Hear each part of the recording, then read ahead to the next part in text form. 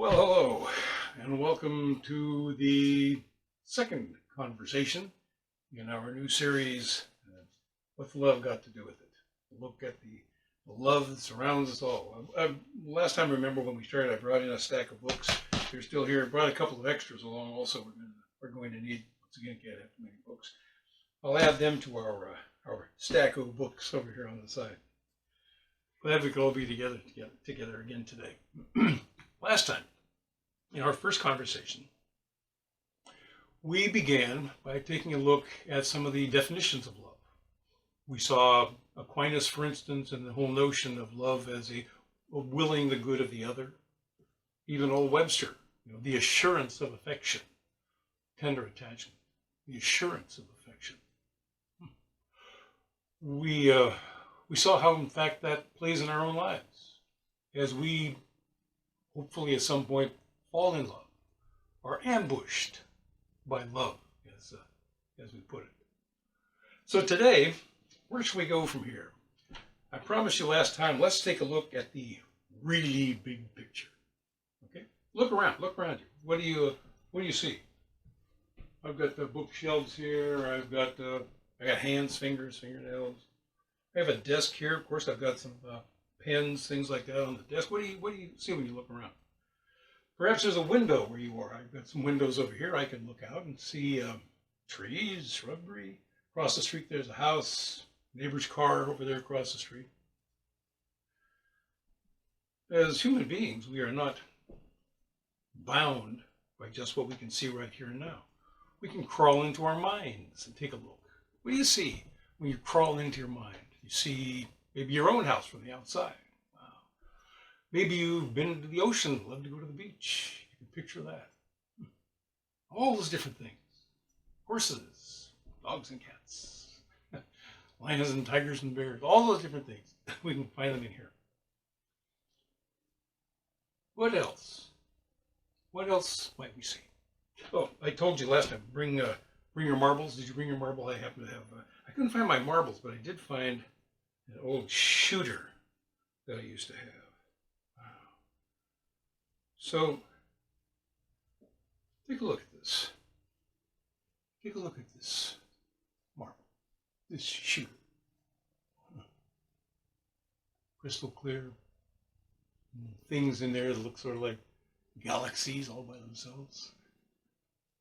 Well, according to one of my favorite astrophysicists, Neil deGrasse Tyson, at the beginning of time, as we know it, everything in the universe, everything could fit into this marble. Everything. Every drop of water, every mosquito, every elephant, every planet, every star, every galaxy. Everything could fit into this marble, or maybe even smaller. Everything. Really? Really? However could that be? Well, according to the best science, as we have talked about in past years, past series, everything began with a bang. In fact, a really big bang. Back to our marbles, everything began with this big bang. And to this very day, that expansion continues. And constantly, for as long as the last particle in the universe, before it disintegrates, and when it does, that will be the end of time as we know it within this universe. When will that happen? The last particle of the last atom in the existing universe? Well, according to some scientists, that'll be about 4 quadrillion years from now. That's 10 to the 15th. That's a 1 with 15 zeros behind it. No kidding. That's a day or two.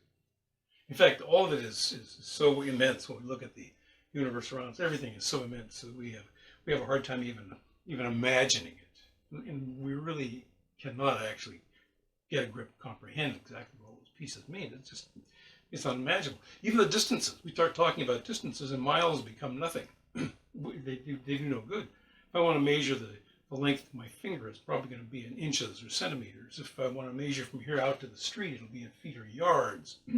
I want to measure the distance to the store, it's probably in miles. But then we get into the really big numbers around us, and we find that they are so gigantic that talking about them in terms of miles really doesn't make any sense. So instead, we start talking about distances in terms of time. Whew. We'll do that according. Once again, we have talked about this in the past. So how do we do that? Well, we will determine how fast light can travel over a period of time. And we find that light travels at about, remember, 186,000 miles per second. And in fact, if you have a year's worth of that, you have about 6 trillion miles. 6 trillion in one light year, as it would be referred to. Really? What's one light year from here? Well, we've got our solar system and whatnot, but there's nothing else that's that close. They're all further than that. To get across our galaxy from one edge all the way to the other edge, we're talking at about 100,000 light years. This is just our little galaxy. Koozie. Whew. To get to the next galaxy out there, Andromeda, you're looking at about 2.5 million light years, really. Yeah. And to get out to the farthest depths of the universe, we're looking at about 13.7, 13.8 billion light years. These are sort of, we could call these kind of the foundational numbers of the universe. Foundational numbers. Another series of numbers or letters that represent numbers would be the famous formula by Albert Einstein. E, capital E. E equals mc squared. C is the speed of light. We've seen that, 186,000 miles per second. Squared. We're back up into the billions again. Times any particular mass. Take, for instance, the mass in your fingernail. Not very much mass there. The energy involved in that mass is whatever the weight of that mass or the volume of that mass is, times the speed of light squared. Immense amounts of energy, unbelievable amounts of energy are within every particle in the entire universe. Just as an aside, once again, remember, we talked about at the very beginning, last time I said that, quoting C.S. Lewis, that take this as one man's reverie, almost one man's myth. If anything in it is useful to you, use it. If anything is not, never give it a second thought. So what if that E underlying everything, that capital E, the energy involved in the universe, what if that in fact represented the energy of the divine? It's massless. When you get to that energy level, it's massless. There's no physical reality there. All that is physical comes from it, but it's not itself. Could that be, in fact, the spirit of the divine? Could that be, in fact, what we refer to ourselves as the Holy Spirit? Is that possible? Oh. In which case does that represent the nexus between the what and the how of the universe and the why of the universe? Excuse me. What science can tell us, and does tell us wonderfully, is the what and the how of all that we see. But science cannot tell us the why. Don't take my word for it. One of the most famous books of recent time in science is Stephen Hawking's book, A Brief History of Time. In the very last paragraph of the very last chapter of this book, Dr. Hawkins is writing about the idea of discovering a unified field theory, one formula that will explain everything. Scientists are working hard at that, have been for decades. Not there yet. But this is what he says. If we do discover a complete theory, it should, in time, be understandable in broad principle by everyone, not just a few scientists. And then we shall all, philosophers, scientists, and just ordinary people, we should all be able to take part in the discussion of the question of why it is that we and the universe exist. If we find the answer to that, it would be the ultimate triumph of human reason. For then we would know the mind of God. Then we would know the mind of God. Whoa. To get to the why question, as Dr. Hawking intimates here, we must step into the realm not of the physical, but of the divine. Oh, we have to take a warning. Edward Skillebeck's a wonderful theologian, fabulous, great writing, great thinker. He said at one point that belief in God the Creator is never an explanation of the physical universe, nor is it meant to be. Really? Yes. The universe acts within its own laws, within the laws that were established at the very beginning, at the time of the Big Bang. The laws were established then, and the universe operates through those laws. But we have to wander out of the world of marbles and enter into the world of love. We'll take Elizabeth Johnson, as our guide, and we'll delve into what she calls the imagination of the divine. Can we do that? Can we imagine the imagination of the divine? She also insists that this divine, this God, is a courteous creator, brings all into existence, maintains it in existence, but doesn't impose other realities. The laws in the universe are responsible for themselves. So what do we actually know about the divine, about this being we call God? Many names: God, Deus, Theos, Allah, Yahweh, Great Spirit, many different names for the being that we refer to as God. Thomas Aquinas, we've talked about him briefly. We'll talk about him more a couple of conversations down the road. He writes that what we can know about God is that God is perfect. And by perfect, he doesn't mean waha, it might mean that too, but that God is rather complete. Within God's self, he's complete, needs nothing else.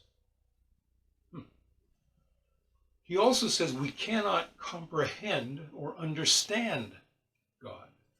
Jesus himself says that. Only the Son knows the Father. It's not available to the average man, as Paul Simon would say. But even though we can't understand or comprehend God, we can experience God.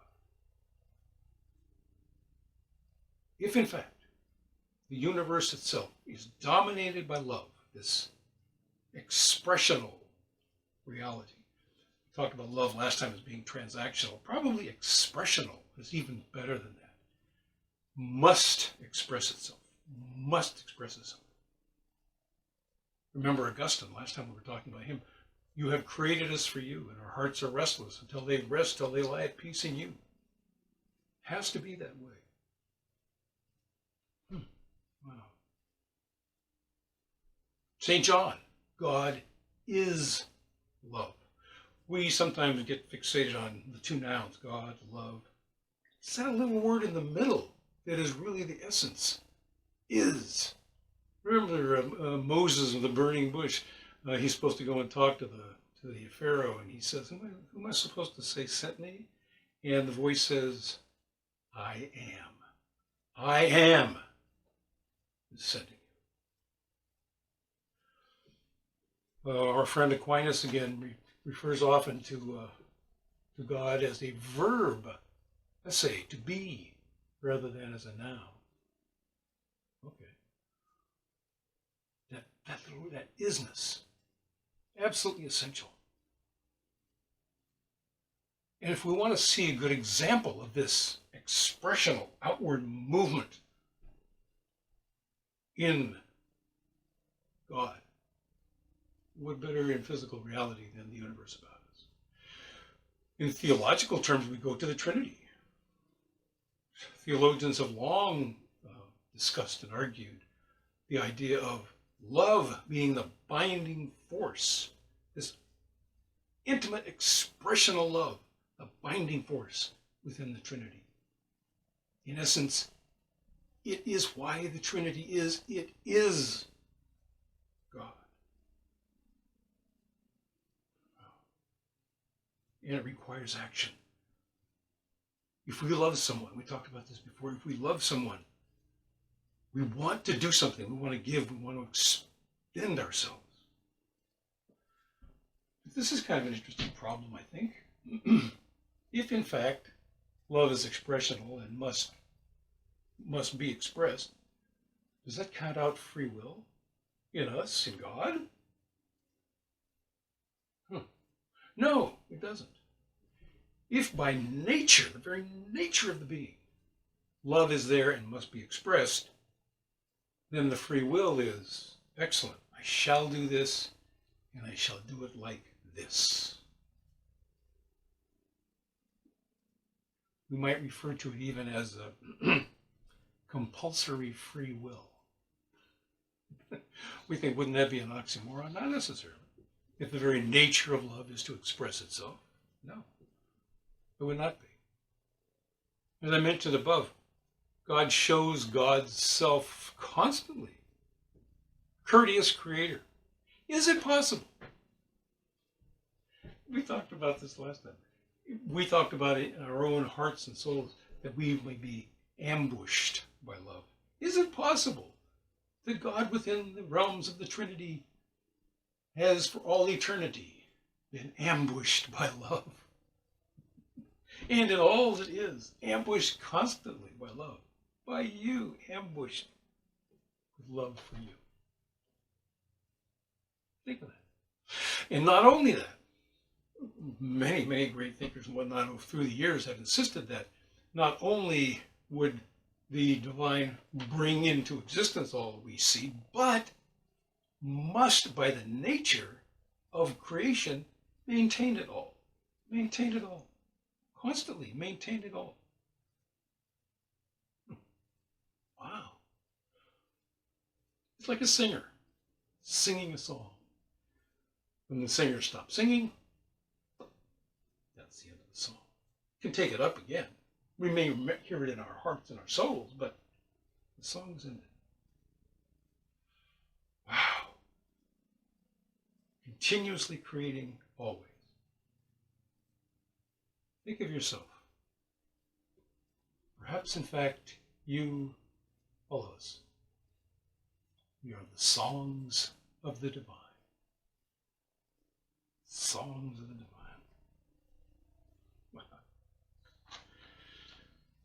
Constantly, continuously. We get trapped in a couple of different ways also. For instance, we take a look at the scripture. Go back to the book of Genesis, very beginning. First chapter, first verse. In the beginning, God created the heavens and the earth. In the beginning, God created the heavens and the earth. And another book that I have here, The Grammar of God, by Avi Kushner. I mentioned this to you, I think, a couple of years ago in one of our conversations, The Grammar of God. She was a young Jewish girl, grew up in a Jewish family in a town outside New York City, spoke Hebrew all through her youth, and she had become a writer. She said in the evenings when they would have dinner, they would all sit together. It was a family meal always. Food was served, and then as they began to eat and to converse, they would talk about the Torah, about the Word of God. And they would wrestle with it, phrase by phrase, person by person, event by event. They wrestle with this whole thing. She became a writer and was doing various kinds of writing and decided that she wanted to get a degree in writing and study it academically.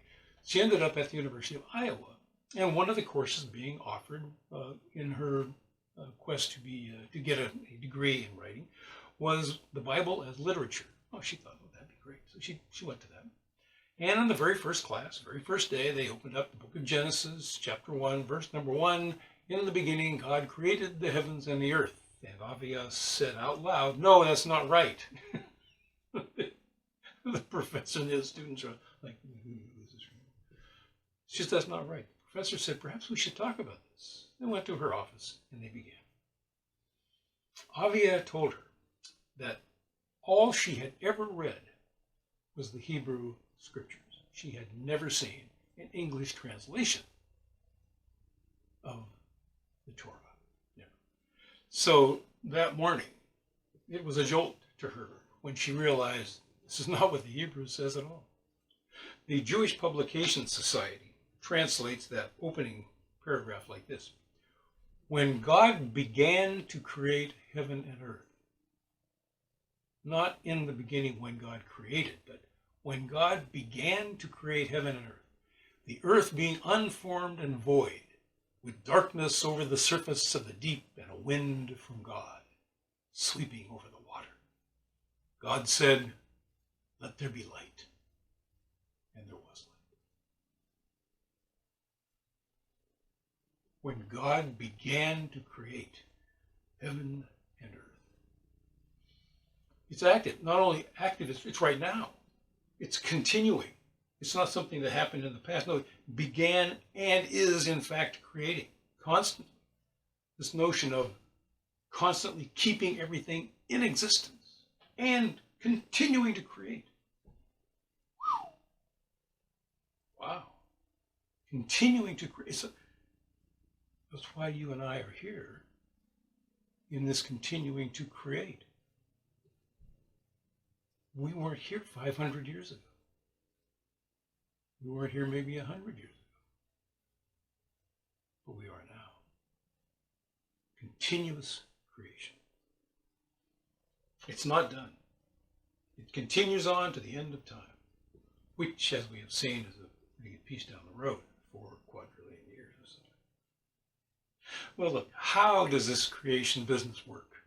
Oh, that is the workshop of science. And science does that amazingly well. Oh my gosh. Everything we've been talking about. The men, the women of that endeavor have given us immense knowledge of the what and the how. Remember our marbles. Immense knowledge of the what and the how. And as Dr. Johnson says, it's all such an adventure. It is. It's all such an adventure. She writes that the dance of law and chance over unimaginable eons of time brings forth the community of life on earth as we know it. So, what have we seen and tried to understand here? A few things. First of all, the universe is to us unimaginably immense and complex. Unimaginably immense. Think of that. Those billions of light years, trillions and trillions of miles. All that we experience in the physical cosmos began in a flash from an incredibly small reality. Remember your marble. Science leads us by the hand with immense details of the what and the how. All the way from that flashing moment when the universe was born. However, the why of that moment and all moments in between is not knowable in the scientific method. To discover the why, we must turn from the physical reality to the realm of the divine, and thus to the realm of love. The realm of love. And this is not a one-time action. This action is continuous. Continuous love. Maintaining all that is, that ever has been, that is, will ever be. Constant. And we, you, I, all of us, we are the ultimate expression of that love right now, in this moment, along with everything else it is. I believe I said this before, but it deserves repeating.